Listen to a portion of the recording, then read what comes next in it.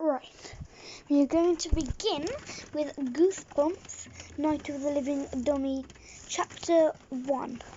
Like goal today is 10 likes for me to do Chapter 2. So let's begin.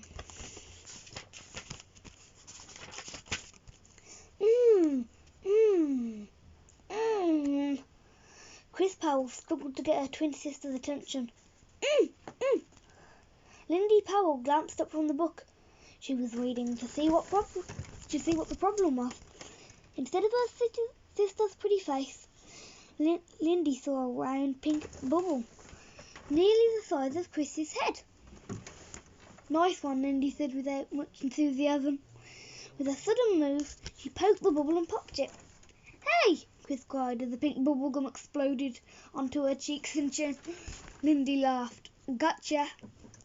Chris angrily stabbed Lindy's paperback and slammed it shut. "Whoops, lost your place," she exclaimed. She knew her sister hated to lose her place in a book. Lindy grabbed the book back with a scowl. Chris struggled to pull the pink gum off her face. "That was the biggest bubble I ever blew," she said angrily. The gum wasn't coming off her chin. "I've blown much bigger than that," Lindy said with a superior sneer. "I don't believe you too," their mother muttered, making her way into the bedroom and dropping a neatly folded pile of laundry at the foot of Chris's bed. "You even compete over bubblegum?" "We're not competing," Lindy muttered. She tossed back her blonde ponytail and returned her eyes to her book. Both girls had straight blonde hair, but Lindy kept hers long, usually trying it behind her head or on one side in a ponytail. And Chris had hers cut very short. It was a way for people to tell the twins apart, for they were nearly identical in every other way. Both had broad foreheads and round blue eyes. Both had dimples in their cheeks when they smiled. Both blushed easily, large pink circles forming on their pale cheeks. Both thought their noses were a little too wide. Both wished they were a little taller. Lindy's best friend, Alice, was nearly 3 inches taller, even though she hadn't turned 12 yet. "Did I get it all off?" Chris asked, rubbing her chin, which was red and sticky. "Not all," Lindy told her, glancing up. "There's some in your hair." "Oh, great," Chris muttered. She grabbed at her hair but couldn't find any bubblegum. "Gotcha again," Lindy said, laughing. "You're too easy." Chris uttered an angry word. "Why are you always so..." Chris uttered an angry growl. "Why are you always so mean to me?" "Me? Mean?" Lindy looked up in a wide-eyed innocence. "I'm an angel. Ask anyone."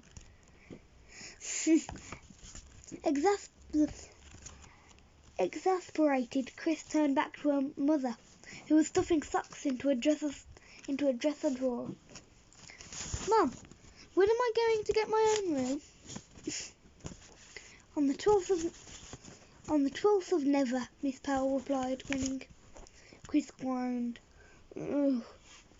That's what you always say." Her mother shrugged. "You know we don't have a spare inch, Chris." She turned to the bedroom window. Bright sunlight streamed through the filmy curtains. "It's a beautiful day. What are you two doing inside?" "Mum, we're not little girls," Lindy said, rolling her eyes. "We're 12. We're too old to go out and play." "Did I get it all?" Chris asked again, still scraping pink patches of bubblegum off her chin. "Leave it. Improves your complexion," Lindy told her. "I wish you girls would be nicer to each other," Miss Powell said with a sigh. They suddenly heard shrill barking coming from downstairs. "What's Sparky excited about now?" Miss Powell fretted. The little black terrier was always barking about something. "Why not take Sparky for a walk?" "Don't feel like it," Lindy muttered, nose in her book. What about those beautiful new bikes you got for your birthday? Miss Pearl said, hands on hips. Those bikes you just couldn't live without, you know. The ones that have been sitting in the garage since you got them. Okay, you don't have to be sarcastic, Mum, Lindy said, closing her book. She stood up, stretched, and tossed the book onto her bed. You want to? You want to? Chris asked Linda. Want to what? Go for a bike ride. We could ride to the playground. See if anyone's hanging out at school. You just want to see if Robbie is there, Lindy said, making a face. So, Chris said, rushing. Go on, get some fresh air, Mrs. Powell urged. I'll see you later.